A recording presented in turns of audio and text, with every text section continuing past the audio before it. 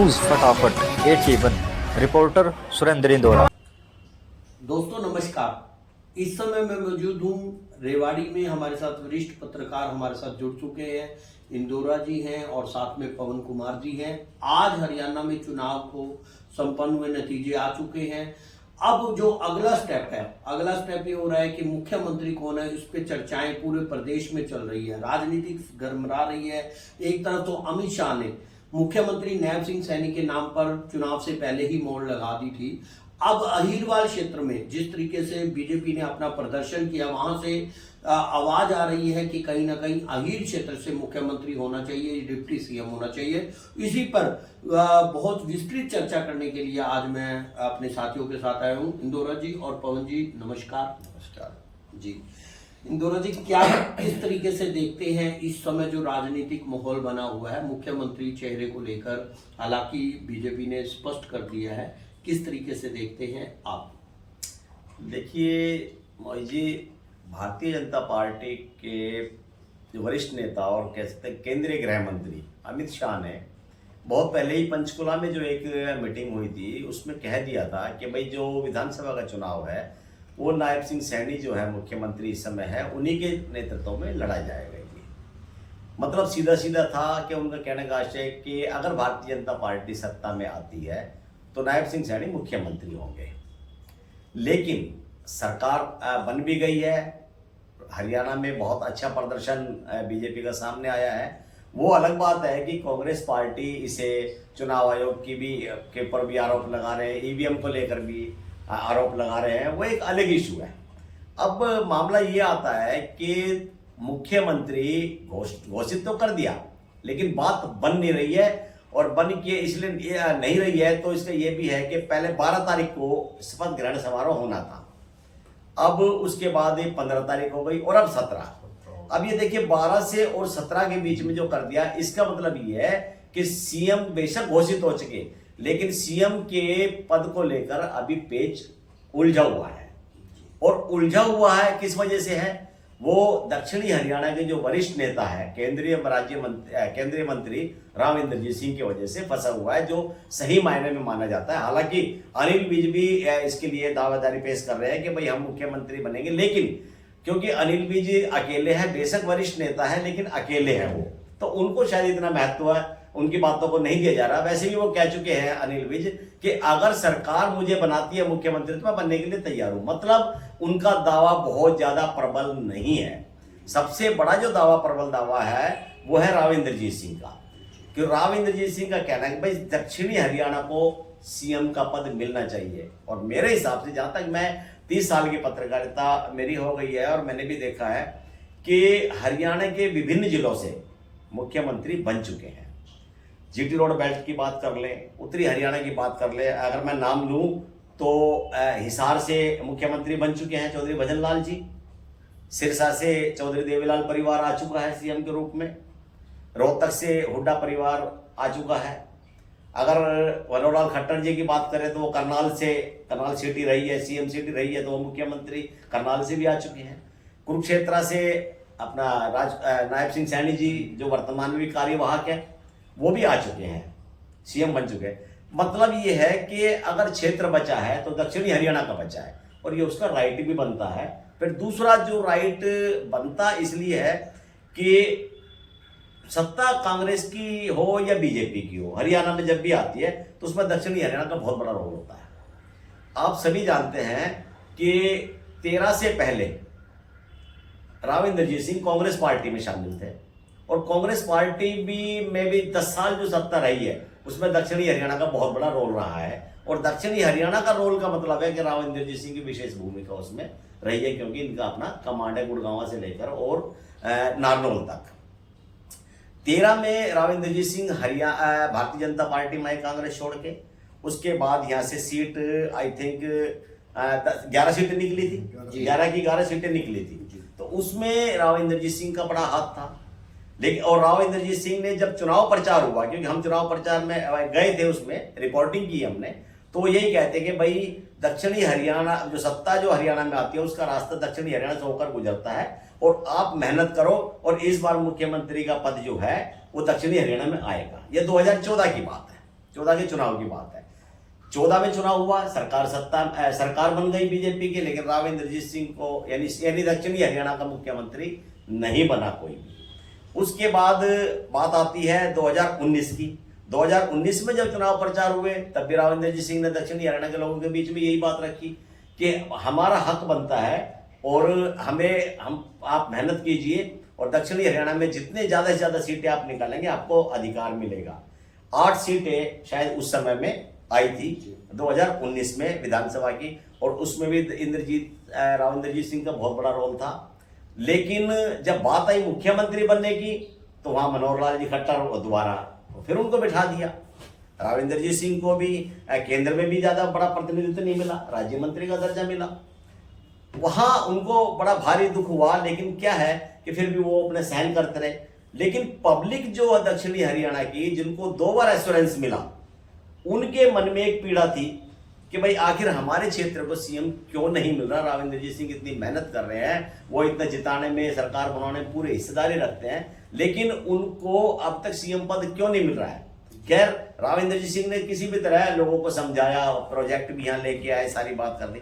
अब बात आ गई 2024 के चुनाव की।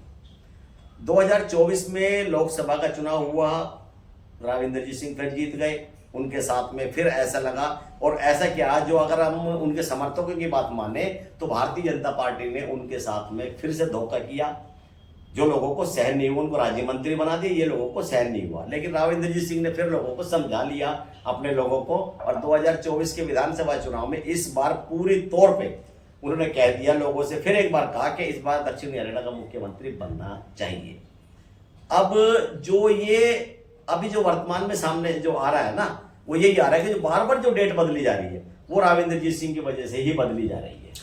जबकि ऑफिस से ये सूचना मिली है कि प्रधानमंत्री से तिथि ना मिलने की वजह से ये डेट बदली जा रही है। तो ऐसा सिर्फ किस नहीं, वो देखिए, पार्टी अपने लेवल पे किसी भी बात को बनाने के लिए, अब कहा तो सूचना ये भी है कि अमित शाह भी शायद नहीं है, अब है या नहीं है वो एक अलग इशू है। लेकिन जो वर्तमान में जो चर्चाएं चल रही राजनीतिक स्तर पे यहाँ, उसमें यह है कि राव इंद्रजीत सिंह के पास में 9 विधायक है। इस समय दक्षिणी हरियाणा की 11 सीटें हैं। 11 सीटों में अगर हम 2 सीटें निकाल दें, एक तो ये है कि 10 सीटें जीती हैं वहां से, लेकिन राव नरबीर सिंह राव इंद्रजीत सिंह से अलग है। ना तो वो टिकट दिलाने में उनका सहयोगी रहे और ना ही उनको जिताने में उनको सहयोगी रहे, क्योंकि वो प्रचार करने भी नहीं गए। दूसरा नांगल चौधरी से डॉक्टर अभय सिंह यादव है। अभय सिंह यादव जो है उनकी भी राव इंद्रजीत सिंह से नहीं बनती और वो सीट हार गए। इसका मतलब 11 में से 9 सीटें राव इंद्रजीत सिंह को ने जिताई है। और जिताई क्या है, जिसमें 6 सीटें तो ऐसी है जो राव इंद्रजीत सिंह ने खुद मांगी थी कि मेरे आदमियों को इनको टिकट दी जाए, और वो टिकट दी है। बाकी उनकी कंसेंट रही है कि आप इनको टिकट दे दीजिए, इनको जिताना मेरी जिम्मेवारी है। तो कहने का मतलब है कि 9 एमएलए राव इंद्रजीत सिंह के साथ है। भारतीय जनता पार्टी के पास इस समय 48 एमएलए हैं। 48 एमएलए को ये मान के चलते हैं कि राव इंद्रजीत सिंह के पास में 9 है। अगर राव इंद्रजीत सिंह अपनी भौएं टेढ़ी कर लेते हैं बीजेपी से तो सरकार उनकी नहीं बनेगी। और राव इंद्रजीत सिंह के पास भी ये बड़ा मौका है, राजनीतिक संभावनाओं पे टिकी हुई है। उनके पास भी बड़ा मौका है कि वास्तव में यही समय है कि जितना बीजेपी ने मेरे साथ किया, हालांकि राव इंद्रजीत सिंह ने अभी तक भारतीय जनता पार्टी के बारे में, शीर्ष नेताओं के बारे में और पार्टी के बारे में कुछ भी नहीं कहा है, किसी ऐसा कि जिनसे पार्टी को बुरा लगे। उनका ये जरूर कहना है एक मीटिंग के अंदर कि दक्षिणी हरियाणा ने हमेशा सत्ता बनाने में सहयोग किया है, तो भारतीय जनता पार्टी के शीर्ष नेतृत्व को, भारतीय जनता पार्टी को इस क्षेत्र के बारे में सोचना चाहिए। इनडायरेक्ट में अगर बोला जाए तो इनडायरेक्ट में राव इंद्रजीत सिंह ने कह दिया कि सीएम पद यहाँ देना चाहिए। बाकी उन्होंने ऐसा कुछ नहीं बोला। अब देखना यह है कि भारतीय अभी जो इस समय जो चल रहा है वो यही है, इसीलिए तारीख पर तारीख बदल रही है। और हो सकता है अभी तो 17 तारीख दी है और इनके किसी तरह का फैसला ना हो तो 17 से आगे भी ये हो सकता है। इसी संभावना और आशंका दोनों ही है इस प्रकार की, आगे भी ऐसा हो सकता है। लेकिन अब क्योंकि इंद्रजीत भी चाहते हैं भाई, उम्र का पड़ाव है, 75 वर्ष के हो गए, हालांकि वो काफी एनर्जेटिक है अभी भी। अभी मैं उनका एक सुन रहा था इंटरव्यू, किसी ने पत्रकार ने उनसे पूछा था कि राव साहब आपकी उम्र काफी हो गई है, आपका आखिरी चुनाव बोलो हो सकता है ये। तो उन्होंने कहा कि भाई ये तो किस उम्र ही तो हुई है, वैसे तो मैं पूरी तरह एक तरह से युवा हूं, अभी 65 साल के आदमी को मेरे सामने तो डालो, वो मेरे से कम पड़ेगा। कहने का मतलब है कि physically he is totally fit, उम्र का कोई, लेकिन उम्र तो उम्र होती है, पार्टी का भी अपना एक नजरिया होता है। तो वो चाहते हैं कि भाई सीएम पद यहाँ मिले, तो एक तो उनका अपना सपना पूरा हो। और मैं सपने की भी बात अगर ना करके ये कहूं कि जो दक्षिणी हरियाणा के लोगों से उन्होंने कमिटमेंट किया है, जो वायदा किया है उन्होंने 3 बार, और दक्षिणी हरियाणा ने के लोगों ने राव इंद्रजीत सिंह के वादे पर मोहर लगाई, उन्होंने दिल खोल के उनका साथ दिया और पूरी सीटें। अब राव इंद्रजीत सिंह का भी ये फर्ज बनता है कि वो सरकार से लड़े, चाहे कुछ भी करे।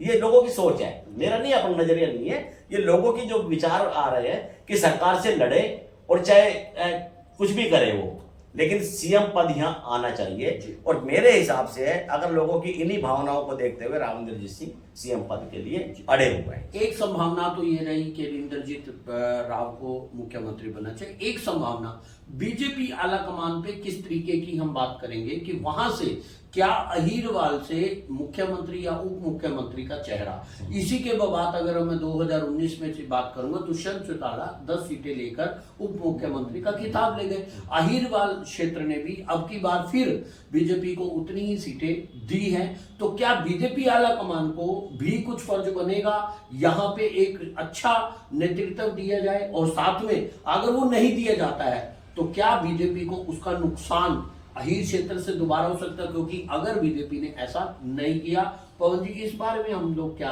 बात करेंगे? देखिए, जब कहते हैं कि अहिरवाल से कभी कोई मुख्यमंत्री नहीं बना, तो जो राव वीरेंद्र इंद्रजीत के पिताश्री हैं वो हरियाणा के पहले मुख्यमंत्री, लेकिन कौन पुरानी बातें हो, पुरानी 1966 की बात है, पुरानी बातें, और वो भी विशाल हरियाणा पार्टी, अपनी पार्टी थी, वो बने थे। तो अब जैसा कि ऑब्जर्वेशन हम देख रहे हैं 95-96 से कि राव इंद्रजीत को हम अगर 4 बार हम तुलना करते हैं, मतलब पिछले दो टाइम वो था जब कांग्रेस में वो रहे, उसके बाद 2 बार वो भारतीय जनता पार्टी में रहे, तो उन्हें केंद्र में भी एक खानापूर्ति मंत्री बनाया था, राज्य मंत्री, कि उनके पास कोई विशेष पद नहीं था कि जिसको मंत्रिमंडल का हम कह सकते हैं, चाहे कांग्रेस की सरकार हो चाहे भारतीय जनता पार्टी की सरकार हो। तो उसका इंडिकेशन ये जाता है कि राव इंद्रजीत सिंह जी कभी इंटरेस्ट नहीं लेते थे, कभी किसी पार्टी पे दबाव नहीं बनाते थे कि भाई मुझे भी कुछ चाहिए। लेकिन इस बार जब तीसरी बार भारतीय जनता पार्टी की जब सरकार बनने जा रही है और वो 9 सीटें अपने दम पे निकाल के लेके आए हैं अहिरवाल से, तो उन्हें कहीं ना कहीं उनकी महत्वाकांक्षा भी जाग रही है कि जब मैं इतने लोगों को मतलब यहाँ से जिता के लेके आया हूँ, तो दक्षिण हरियाणा का भी कहीं ना कहीं सरकार में अहम रोल होना चाहिए। और इस वक्त क्या उत्तराधिकारी की बात भी चल रही है कि राव इंद्रजीत जी हैं, वो आरती राव को कहीं ना कहीं सेट करना चाहते हैं, परिवारवाद की भी बात है, परिवारवाद की भी बात आती है। अब प्रश्न ये उठता है कि वो आरती राव को कितना आगे लेके जाते हैं। अब हम तुलना करें कि भाई इससे पहले वाले चुनाव में जब दुष्यंत को मुख्यमंत्री बनाया था, उस हिसाब से तो आरती राव को भी मुख्यमंत्री की वो दावेदार, उप मुख्यमंत्री की वो दावेदार है, डिप्टी सीएम की दावेदार है, क्योंकि 10 सीटें मेरे ख्याल से जब थी और 9 सीटें अब है। तो दुष्यंत चौटाला के बराबर में कहीं ना कहीं वो खड़ी होती है। लेकिन पवन जी इसमें मैं थोड़ा सा बीच में बोलना चाहूंगा। जहां तक दुष्यंत चौटाला जी के, मोदी जी आपने भी कहा कि उससे क्या वो होगा, उनके पास भी 10 सीटें थी, वो मुख्यमंत्री बन गए, इधर 9 है तो। लेकिन देखिए आप कि दुष्यंत चौटाला एक अलग पार्टी से थे, वो एक अलग पार्टी से सपोर्टिंग थे। पार्टी, यहाँ पार्टी का है ना, इंटरनल मैटर है ये। वो तो उनकी मजबूरी भाजपा की हो गई कि उनके बिना सरकार नहीं बन रही थी, उनको जबरदस्ती देना पड़ रहा था। भावनाएं ऐसी भी गलियारों से चर्चाएं आ रही है कि देखिए राव इंद्रजीत के जो महत्वाकांक्षा है, इससे कोई छुपा नहीं है कि वो सीएम बनना चाहते हैं। तो कहीं ना कहीं दूसरे खेमे में जाने का भी नुकसान हो सकता है, कोई दूसरे बात कर सकते हैं। तो वहां पर किस तरीके से आप इस बात को समझेंगे? नहीं, इसमें देखिए दूसरी पार्टी में तो एक जाने का मुझे नहीं लगता कि राव इंद्रजीत सिंह जी दूसरी पार्टी में जाएंगे। जी, वैसे उनकी तरफ से भी ऐसा कोई बयान नहीं आया। जहां तक महत्वाकांक्षा की बात है, जहां तक महत्वाकांक्षा की बात है, तो हर पॉलिटिशियन की एक महत्वाकांक्षा होती है, चाहे वो छोटा है चाहे वो बड़ा है, हर एक की होती है। और उनके हर पॉलिटिशियन की महत्वाकांक्षा ये भी होती है कि उसके बच्चे भी पॉलिटिशियन बने, जैसे परिवारवाद की आपने बात कर ली। अब एक भी आप नेता मुझे बता दीजिए जो उम्र दराज हो गया हो और उनके बच्चे पॉलिटिशियन नहीं है। आप बता दीजिए कौन से नेता है जिनका बच्चा फौज में लगा हुआ है? कौन सा है? कोई भी नहीं है। सारे जो है डॉक्टर के बच्चे चाहता है कि डॉक्टर बने मेरे, इंजीनियर का बेटा इंजीनियर चाहेगा मेरा बेटा इंजीनियर बने। इसी पॉलिटिशियन भी यही चाहता है कि उनका जो काम है राजनीति वो करे तो उनके बच्चे भी राजनीति करें। तो परिवारवाद की बात यहाँ खत्म हो जाती है।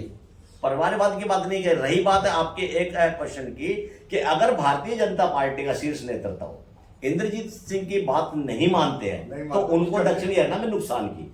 तो नेचुरल सी बात है कि अगर भारतीय जनता पार्टी इन्हें संतुष्ट नहीं कर पाई, इवन चाहे वो सीएम बनाकर या फिर राव इंद्रजीत सिंह जी किसी बात पे समझौता कर ले और उनकी बेटी को डिप्टी सीएम भी बना ले, लेकिन ये मान जाए और Bharatiya Janata party deputy CM भी ना बनाए तो उसमें तो उनका गुस्सा जायज है। और अगर उन्होंने किसी तरह का स्टेप ले लिया तो ये भारतीय जनता पार्टी के लिए भविष्य में बहुत बड़ा खतरा है। दक्षिणी हरियाणा में भारतीय जनता पार्टी आज भी बेशक पूरी स्टेट के अंदर अच्छे प्रदर्शन किया हो, लेकिन दक्षिणी हरियाणा में बिना राव इंद्रजीत सिंह डिप्टी सीएम तो कम से कम सहमति के बिना उनके सहयोग के भारतीय जनता पार्टी 9 सीटें नहीं जीत सकती थी। अभी कई बार एक दो चीजें बीच में सामने आई है। मैं सुन रहा था किसी चैनल पे कि लोकसभा चुनाव में इसका नरेंद्र मोदी जी का चेहरा नहीं चला। ये सच्ची है, उनमें नहीं चला, लोकसभा में नहीं चला केंद्रीय प्रधानमंत्री जी का चेहरा नहीं चला। लेकिन बीजेपी अब जो है ना कहता है विधानसभा में चला है। और मेरा जो अपना व्यक्तिगत ये है कि भारत इसमें भी विधानसभा के चुनाव में भी नरेंद्र मोदी का प्रधानमंत्री का चेहरा नहीं चला है। वहां व्यक्तिगत जो व्यक्ति थे उनका अपना, किसी का भी हो उनका अपना व्यक्तिगत प्रभाव रहा है। पार्टी का जो स्ट्रक्चर है, संगठन ढांचा है, जो बूथ स्तर पे पन्ना प्रमुख ये जो इन्होंने बना रखे हैं, इसकी वजह से और पार्टी मजबूत थी। कांग्रेस हवा में थी, ये संगठन वो हवा में थी, उनका डिस्ट्रिक्ट लेवल पे भी संगठन नहीं था। तो ये संगठन के आधार पे और व्यक्तिगत जो नेता अपना खड़ा था उसके कहीं जगह उसका प्रभाव, कहीं संगठन का प्रभाव। और दक्षिणी हरियाणा में 101% राव इंद्रजीत सिंह के प्रभाव से ही ये 9 सीटें आई।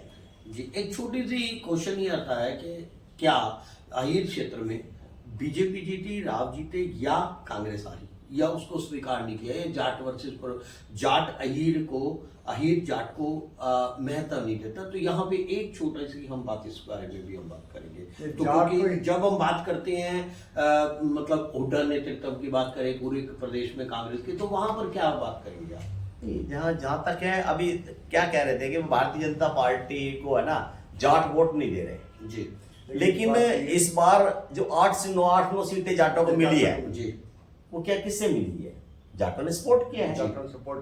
जाटों ने भारतीय जनता पार्टी को सपोर्ट किया। और जाटों को नेगेटिव मान रहे थे, जाटों को नेगेटिव मान रहे थे, कांग्रेस अपना मान के चल रही थी, लेकिन जाटों ने जो है भारतीय जनता पार्टी को सपोर्ट किया। 8 सीटें आई तो उसका वोट जो कन्वर्ट हुआ है वो भी एक बड़ा फायदा भारतीय जनता पार्टी को मिला है। दूसरा जो शेड्यूल्ड कास्ट का था, एससीज का एक बड़ा वर्ग है, बड़ा वर्ग है, कांग्रेस इसको अपना मान के चल रही थी क्योंकि लोकसभा में ये सिक्का चला था, ये नैरेटिव चला था कि संविधान बदल देंगे तो एससीज की ये हो गए थे, नहीं यार भाजपा या तो हमें तो नुकसान पहुंचा देगी। तो उन्होंने क्या है कि अब, लेकिन कांग्रेस ये मान के चल रही थी एससी अब भी हमारे साथ है, लेकिन एससी और जाट, लेकिन एससी का बहुत बड़ा वोट बैंक कन्वर्ट हुआ बीजेपी। तो अहीरवाल को अगर हम बात करें प्रमुखता के तौर पे बीजेपी को ये निर्णय लेना पड़ेगा कि यहाँ पर डिप्टी सीएम या कोई बड़ा मंत्रालय इस तरीके का कम से कम डिप्टी या गृह मंत्रालय। डिप्टी तो मेरे हिसाब से मेरा अपना वो है कि जिस प्रकार से राव इंद्रजीत सिंह ने भारतीय जनता पार्टी की एक पार्टी की मदद तो नहीं कह सकते, लेकिन जो अपना कर्तव्य निभाया है पार्टी के प्रति, जो अपनी ड्यूटी निभाई है और जितनी सीटें उन्होंने मांगी थी वो भी जो कंसेंट पे थी सारे जिताकर भेजी है, तो भारतीय जनता पार्टी के शीर्ष नेतृत्व का भी राइट बनता है कि राव इंद्रजीत सिंह की बात को माना जाए। अगर सीएम नहीं तो आरती राव को डिप्टी सीएम जरूर बनाना चाहिए। इसमें एक संभावना ये भी आ रही कि राम नरवीर तो मंत्री बनेंगे, परंतु अगर ये यहाँ पे इनको बात की गई इनको डिप्टी सीएम नहीं बना तो भी कहीं ना कहीं बगावते सुर कुछ इस तरीके के बनेंगे यहाँ पर। डिप्टी सीएम राव नरवीर और इंद्रजीत में कुछ फर्क है, क्योंकि अगर 36 का आंकड़ा है तो वहां पर किस तरीके से संगठन के हिसाब से इंद्रजीत मजबूत पड़ेगा। देखिए इंद्रजीत के बाद में हालांकि राव नरवीर सिंह भी एक अच्छे नेता हैं, प्रभावशाली नेता है अपने क्षेत्र में। देखिए रेवाड़ी जिले के रहने वाले, क्योंकि वो मंत्री पद लेके आएंगे। रेवाड़ी जिले के रहने वाले हैं। बाद में गुड़गांव में रहने लगे और गुड़गांव में अपना ग्राउंड बनाया और इस बार के इलेक्शन में बहुत अच्छे मार्जिन से उन्होंने सीट भी जीती है, इसमें कोई शक नहीं है। उनका अपना प्रभाव है, एक प्रभावशाली नेता भी है। लेकिन व्यक्तिगत रूप से जब बात करते हैं तो राव इंद्रजीत सिंह उनके मजबूत पड़ेंगे, बहुत बड़े मजबूत है, बहुत बड़ा कद है राव इंद्रजीत सिंह का इस मामले में। नरवीर का कद खुद का कद है, लेकिन जो जीत के आए वो कद भी एक तरह से राव इंद्रजीत सिंह का है, बहुत बड़ा कद है। अब मुझे तो ये भी लगता है कि हरियाणा में इतना बड़ा कोई नेता नहीं है जो इतना मास लीडर जिसको बोलते हैं ना, राव इंद्रजीत सिंह है। मैंने खुद देखा हुआ है, इनके आने की खबर से और लोग एक दूसरे से पूछ के कराओ सब कब आ रहे हैं, अगर उनको पता लग जाए तो वहीं हजारों की भीड़ इकट्ठी हो जाती है जी। तो इनका अपना प्रभाव है। अगर भारतीय जनता पार्टी किसी रूप में इनको नाराज करती है और ये वास्तव में नाराज हो जाते हैं तो भारतीय जनता पार्टी को भविष्य में नुकसान उठाना पड़ेगा इस क्षेत्र में कम से कम जी। तो दोस्तों आपने सुना किस तरीके से इस संभावनाओं के बिहार पे हमने एक चर्चा की। आपका इस बारे में क्या राय है जरूर कमेंट बॉक्स में जरूर बताएं और इसी तरीके से हर एक तरीके की संभावनाएं आप अपने चैनल के माध्यम से आप लोगों को देते रहेंगे। धन्यवाद एक बार फिर पवन जी और इंदौरा जी, बहुत बहुत धन्यवाद।